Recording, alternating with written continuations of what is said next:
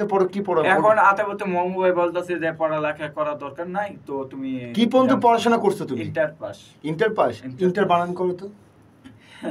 আমি তো মনে করেন যে আগে তো ইংলিশ পারতাম না, এখন তো কোন রকম পারে। এই দেখেন না, দেখা দেখা তুমি ইন্টার বানানটা করো। তুমি ইন্টার পাস করছো, ইন্টার বানান করবে না? INTER। বাহ বাহ, আলহামদুলিল্লাহ আলহামদুলিল্লাহ। শাবাশ। তুমি এর মত করনি, কি জানি সায়েন্সের সাবজেক্ট গুলো নিয়ে ছিল, ওরকম করনি? না, সায়েন্স আছে, আর্টস আছে, ভোকেশনাল আছে, আরো সাইবার। তুমি এসএসসি তে তোমার পয়েন্ট কত? এইচএসসি তে পয়েন্ট হইছে 3 না, আগে 8 টা কই, 8 টা আমার আসলো 3.83। হ্যাঁ 85 3.85 আসলো। আর ইন্টারে যে পড়ালেখা ছিল, আগে এসএসসি বলো তারপরে এইচএসসি, মানে ম্যাট্রিক আর ইন্টার দুটো বলো। এইচএসসি আসলো 2.5, ওই সময় তো মনে করেন 2 পয়েন্ট কি 5 5 2.5। কারণ ওই সময় তো আমি ইংলিশ পারতাম না। আমি আগে কোন সাবজেক্টে পড়ছো তুমি?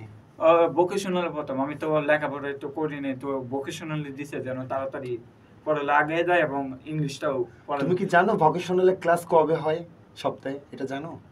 সপ্তাহে জানি না, আমাকে প্রতিদিনই করে। তো সপ্তাহে আপনার শুক্রবার এবং শনিবার বন্ধ থাকতো, মানে সপ্তাহে আপনার 6 দিন করাইতো আমাকে আনুমানিক। যারা আমি জানি, আমার প্রিন্সিপাল স্যার আছে, ওইটাতেও আপনি তদন্ত করতে পারেন এই বিষয়ে, সমস্যা নেই। তো আমি জানি না কোন জায়গা থেকে এমনি শিখেছি যে হাত ধরে এ মানে আপেল, বি মানে বল, মানে যেভাবে পড়ে যায় আমি আমার মাথায় ওরকম ব্রেন কাজ করতে এখন আমি 5টা গান ইংলিশে কইয়া মমবাইকে আমি উপহার দিছি।